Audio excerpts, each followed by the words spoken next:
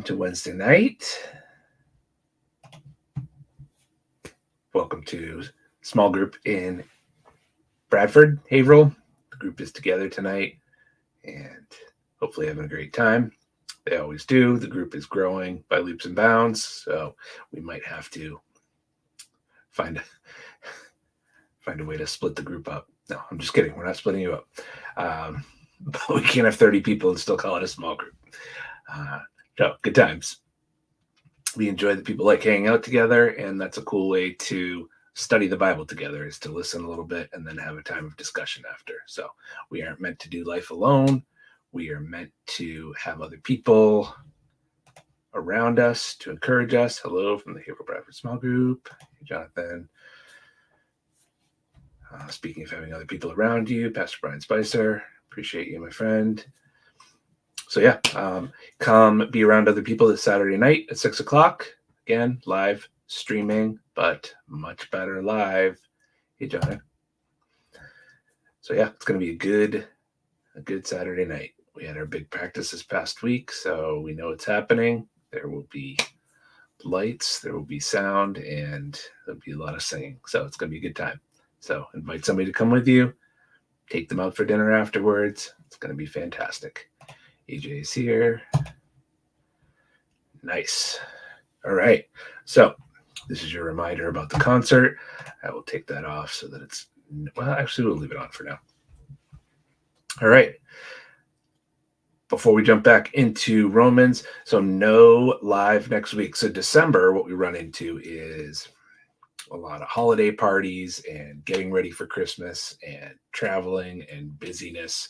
So we're going to pace ourselves. So for December, we'll have live every other week. So we'll go this week, the 6th, then we'll go the 20th, and then most likely we'll be off the week of between Christmas and New Year's, and then back again the week after that. And then we'll start going steady again in January, because those of us who live in the Northeast will have nothing to do but stay inside in the cold, and we'll look at Romans together during the winter months. So that's the plan.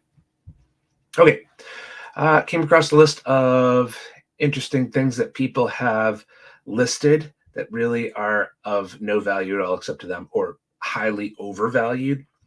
I heard, fun fact, that the first item listed on eBay was a broken laser pointer, and it was bought by somebody who collected broken laser pointers. I don't have time to go into all of that, but that's when they knew that it was going to be a hit site, and eBay was born, and now it's branched out for all kinds of things. But so a couple things that people have posted.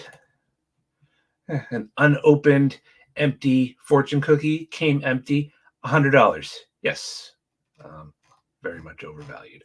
How about some homemade roller skates? So A for creativity, but F for price, and probably for safety, as that does not look like it's going to hold up over any length of time.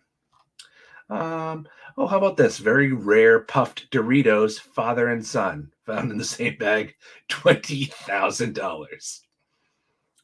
These were not purchased, but they were listed, which brings them to our list. Hey, Mitsubishi 55-inch TV. You'll notice at the bottom they were dropping the price. I didn't even worry about what they were dropping the price to. You are not going to spend $450 for a TV that's so old, like that's not worth that. Yes, so we will pass. Mom will pass. I'm assuming she's passing on the puffy Doritos, but probably the huge TV too. Hey, I have so many questions about this. I have two 50-gallon bags full of dryer lint I've been saving for several years. $20 each bag, or $50 for both. They're great for stuffing pillows or beds. You cannot make this stuff up. People are crazy. They have a good bit of cat hair within them, but my cats are fixed. So if somebody is allergic to cats, as long as they're fixed, the hair won't bother you. It's not open to trades, and I don't need help selling. Oh, you need help? All right. Oh my gosh. All right. This one, I can't even read this because this is very gross, but apparently there was some there was somebody had an accident on one of the cushions of the couch and they couldn't get the smell out, but they still want to sell it for $900. So someone says, change it from $900 to free. And the person defends themselves by saying, just because I can smell it doesn't mean you can. I paid good money for this couch. Throw the couch away. Hey, special Italian style Christmas spaghetti ornaments with real spaghetti. Why? What? What made this seem like a good idea? Put real spaghetti, epoxy it, and then try to sell it for $5 each. Not a good idea. A guard log, beware of log, $2,500. I don't know.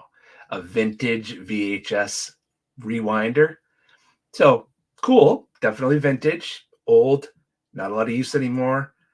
$275? No. There we go.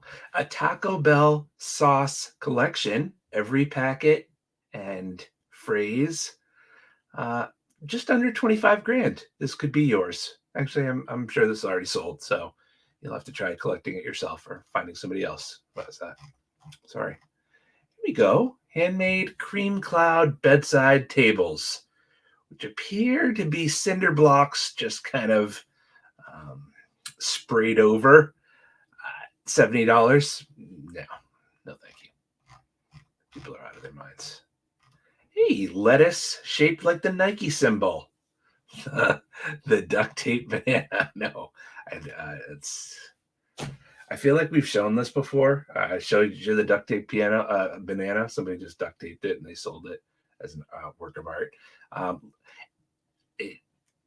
So most of you know I do appreciate some of the Nike products, but I'm not going to buy a piece of lettuce for $5,000 shaped like the Nike sign. Oh, a misprinted Chick-fil-A ketchup. Not worth $500. Sorry. Hey, a rare 2009 Nintendo DS game. You don't know what it is. It's a mystery, but it's $80.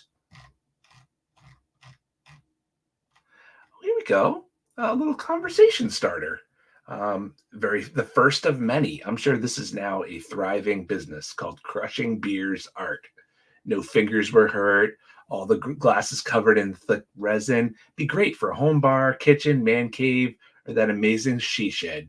Who wants that? Oh my gosh. Hey, rare numbers from McDonald's order receipts. If going to McDonald's wasn't embarrassing enough, you're going to post your receipts and try to sell them for $360 just because it says 1000-1 or 1234. Unbelievable. Here we go. A spicy snack plate. Looks like some Sour Patch Kids and some Flamin' Hot Cheetos and a few pretzel sticks for $10. I will pass.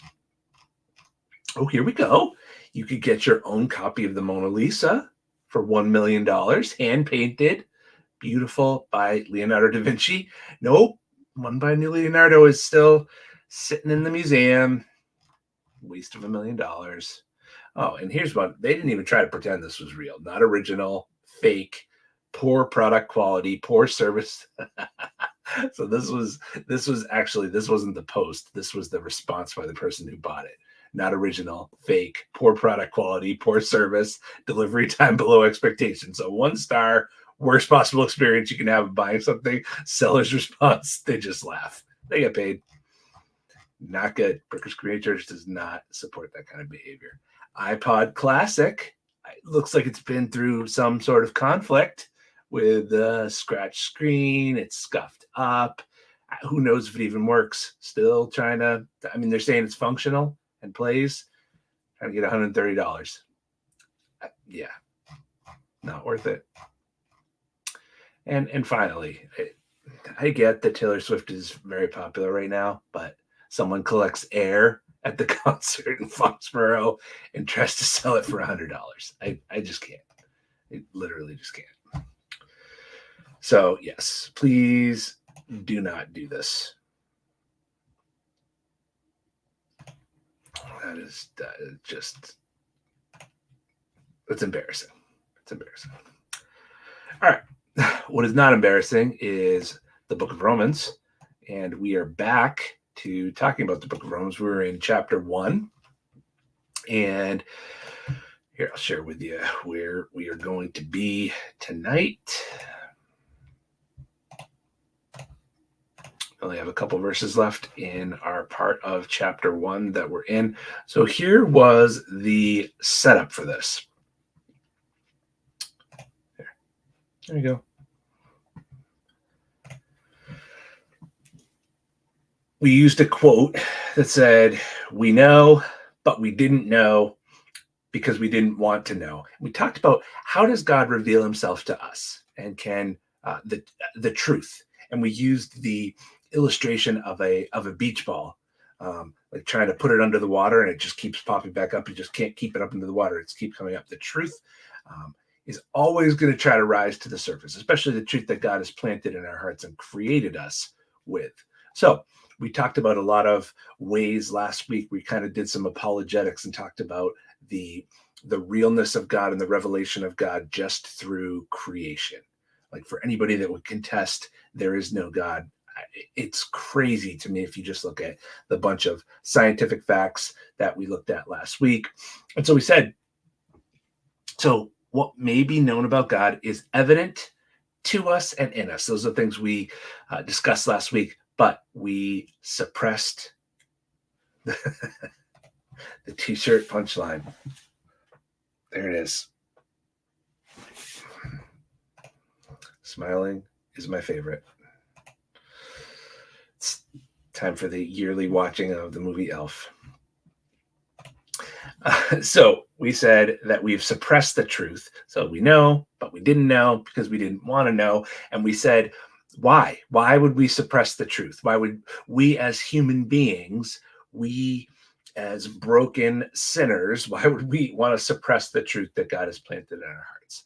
And so Paul goes on. Remember, a lot of Romans is just Paul responding to the questions that he knew was going to come up, or the arguments that he knew would come up as he was writing this. So he says in verse 21, "For although they knew God, they didn't honor him as God or give thanks to him." So the idea is we didn't want to embrace the truth about a glorious, all-powerful, holy, ruling God. Why? Because we want to make the rules. Because we wanted to take God's glory for ourselves. We want to use our lives to direct others' attention toward us, not toward him. So we became, in a sense, plagiarizers. We claim God's work for ourselves. What do I mean by that? We don't want to acknowledge that all of our talents, our brains, our opportunities, every bit of our energy is a gift from God, or even acknowledge how much we owe to the circumstances of the time we were born and what we've accomplished. You see people say, "Oh, I'm a self-made person. Nobody gave me anything." To use a term from that great theologian, Brian Regan, we became giant me monsters. You know, the guy at the party who manages to turn every conversation back toward himself. No matter what you've done, he's done something better.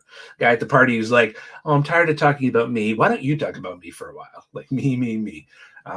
Brian Regan said he wishes he could walk on the moon because then he'd have the perfect comeback for the me monster. Oh yeah, well, I walked on the moon because nothing ever beats that, right? Only a certain amount of people have ever done that. Very small handful of people. Now we have better social manners than the me monster, but in our heart, we all have something in common with him. We want to be the center of our story. We want to make the rules, that we're the point. Our comfort is our priority. We know best. Our way is better. Our will is supreme. So Paul goes on to say in verse 21, "Our thinking became futile or worthless, and our foolish or senseless hearts were darkened. Claiming to be wise, they became fools." He was talking about people who walked away from God, but this is really all of humanity. This is what we're fighting in our natural human mindsets. Humanity's suppression of truth, Paul's explaining, manifests itself in two ways: an irreligious form of suppression and then a religious form. So the irreligious form is in atheism or agnosticism. I'm not saying there aren't people that are genuinely convinced that they're atheists, but according to Romans 1, the atheism is driven by a subconscious desire not to know. We know, but we don't know because we don't want to know. Think of it this way. Imagine a man whose wife has died and left him one son. He's really frustrated and disappointed in his career. So everything in his life kind of centers and focuses on his son, sends him to the best school. Then one day, a teacher tells him there's pretty good evidence that his son routinely cheats and steals from other kids. But as parents often do, the father works out this counter theory that explains the evidence, convinces himself that the people and teachers at his school like all have it out for him and his son, pulls his son out of school. 6 months later, same situation happens at a new school and every school thereafter. In his heart, he knows the truth, but in his mind, he won't admit it to himself. His son is the center of his life and his joy, and he can't entertain that theory. He knows, but he doesn't know because he doesn't want to know. The same thing happens with us and God. Everybody in their heart knows the truth, but we don't want to admit it to ourselves. So some of us, or some people, convince themselves there is no God. We don't like the thought of an all-powerful ruling God, so those people suppress the truth, which is why a lot of the great atheist intellects of the last 100 years have become Christians. People like T.S. Eliot, C.M. Joad, C.S. Lewis, A.N. Wilson. By the way, ever notice that really smart people go by their initials? AJ, way to go. They've all said, what brought me to faith was not some new argument or evidence. I just admitted to myself that I always knew there was a God. Like we said last week, that beach ball of truth always was trying to come to the surface, and eventually they let it come up and gave in to the truth. Or to leave the world of academia, take a group like the Auca Indians, who had no contact in their history with the outside world, and they said, after they were reached and began to have communication with people, you may think when we attacked and brutalized our neighbors, it was because we were just ignorant, but we always knew that what we were doing was wrong and offensive to whatever God or gods were out there. The beach ball of truth is there. There's a sense in us in which we've always known, even if we deny it. We know, but we don't know because we don't want to know. When sharing Christ with somebody, the question to ask is, if you come to see these things are true, are you willing to change your life in response? Because a willingness to follow the truth is a prerequisite to knowing the truth. Before the head will understand truth, the heart must be surrendered to follow it. The other way we suppress truth is idolatry. That's a religious suppression. That's verse 23. Paul says, and exchanged the glory of the immortal God for images resembling mortal man and birds and animals and creeping things. We changed the object of our worship into something we could control. So the false gods humanity have worshipped all have one thing in common. They exist to serve us. I told you way in the beginning of this that when it comes to worship, we're like the pre-Copernican astronomers who assumed that the Earth was in the center of the universe and everything revolved around us. Like, we worshipped, but our main question was how to get God to orbit around our lives. You see that even in our prayers. God, this is what I need. God, this is what I want. Please fix this the way that I want. Smite that person for what they said about me. And if you don't, then I'll just be mad at you and I'll punish you by refusing to believe in you. The most basic truth of creation is that we were created for God and his glory. He's at the center. But we wanted a God who would serve us, like be our divine butler. And so we reimagined God in that form. Thomas Schreiner said, God has stitched into the fabric of the human mind his existence and power so that they are instinctively recognized when viewing the created world. So that persistent, unquenchable thirst of the human race to worship is a result of that knowledge of God that's put in us. Anthropologists have noticed that all people in all places worship. It's the balloon of truth inside of us. Even if you're not religious, you can't just turn off worship by not being religious. Anthropologists say we are telic creatures, purposed people, that we have to live for something.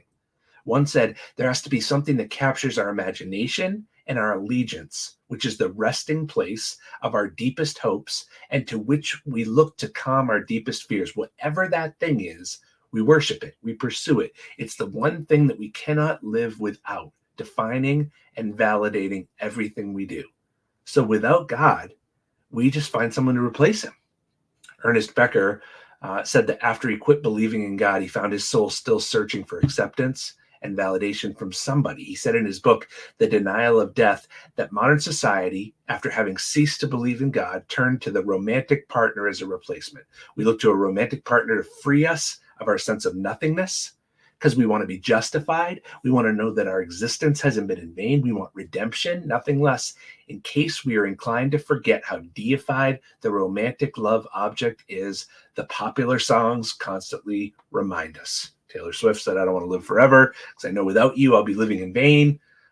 Justin Bieber, baby, without you, I can't face life. John Legend, you're my end and my beginning. I'll give my all to you. You're like, that's the problem with all this newfangled music.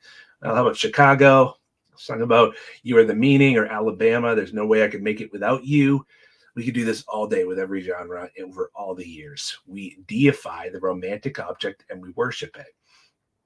There was a quote that I read that said, we can no more turn off our instinct to worship by not being religious than we can turn off our sex drive by remaining single. The point is, when you say, what about those that have never heard? Everybody's heard. Eternity is in the hearts of men. Now, this doesn't mean we don't share Jesus with people. We'll get to that. But this means that God, the knowledge of God and the truth has been planted in us. God shows it to us. He reveals it in creation, but we suppress that knowledge of an all-ruling, all-sovereign God because we don't want it to be true. That's the shape of all of our hearts without Jesus. And for that reason, we all stand condemned. This is what he says. Again, we're not talking about Christ followers here. We're talking about before Christ, before we gave ourselves to the truth and to living for the truth.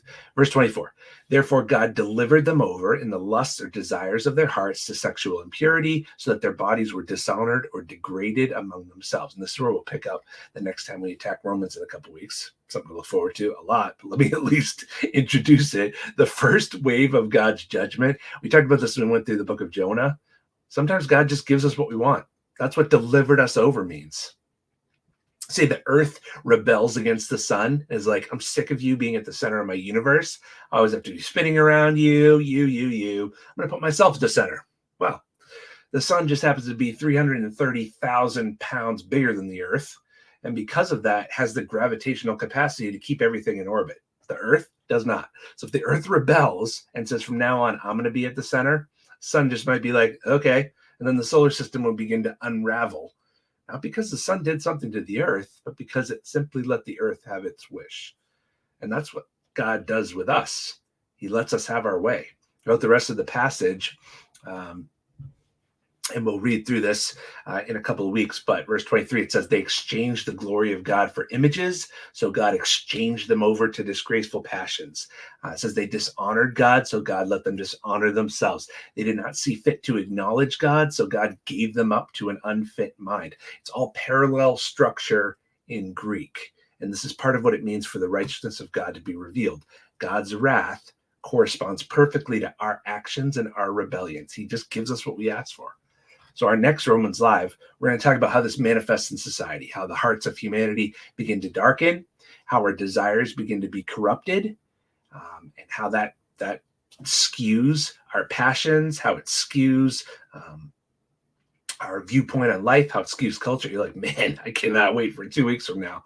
And then as societies, we justify and we license sin. Specifically, I'll show you how we've done it with things like racial discrimination and prejudice, double standards in the legal system, where even though the wrongness is pretty obvious, we come up with ways to ignore it, to justify it, or even institutionalize it. Tim Keller said, God's judgment is to give us over to the destructive power of idolatry and of evil. When we sin, it sets up stresses and strains in the fabric of the order that God created. Instead of us finding blessing, our sin causes breakdowns spiritually, psychologically, socially, and physically. The great tragedy is that we choose this for ourselves. God allows us to walk through the door that we have chosen. Oscar Wilde, the Irish playwright, said, when the gods wish to punish us, They answer our prayers.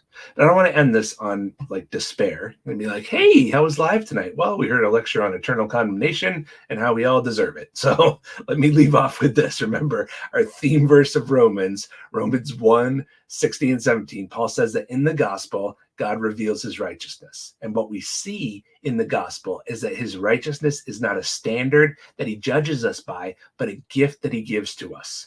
Because the gospel shows us that even though all of us alike have turned away from God and our hearts have grown selfish and wicked and corrupt, God kept coming after us. The gospel showed us something about his creation. He showed us something about God. The gospel showed us something about him that creation would never show us. Our God is a faithful, pursuing Father who wouldn't let us go even after we rejected him. And when it came time to pour out his judgment, he poured it out first on himself, and he will release us from our punishment if we will accept that and trust that. We can know the power of God from creation. We can know the justice of God from our consciences, right and wrong, but we can only know the love of God from the cross. Romans 5:8. Do you want to know who God is? Cross shows us, yes, he's holy, you're unrighteous, but he came after you anyway. While we were yet sinners, Christ died for us. That's how God displayed his love.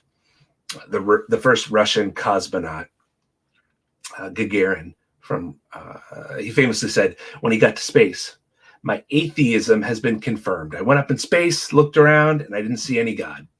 Shortly after this, C.S. Lewis wrote an essay on creation. And he said, if there's a God who created everything, God would not relate to us the way a person who lives upstairs relates to a person who lives downstairs, where you could pop your head up there and see him. He said God would relate to us the way Shakespeare relates to Hamlet. Hamlet's never going to find out anything about Shakespeare by going backstage. The only way Hamlet knows Shakespeare is if Shakespeare writes information about himself into the play. The gospel goes one better. God inserted himself into the creation. And amazingly, he did so not as the judge, but as the redeemer. That's why we sing Amazing Love. How can it be that thou, my God, would die for me? Charles Ryrie said at some place, philosophy stops and you look to the cross.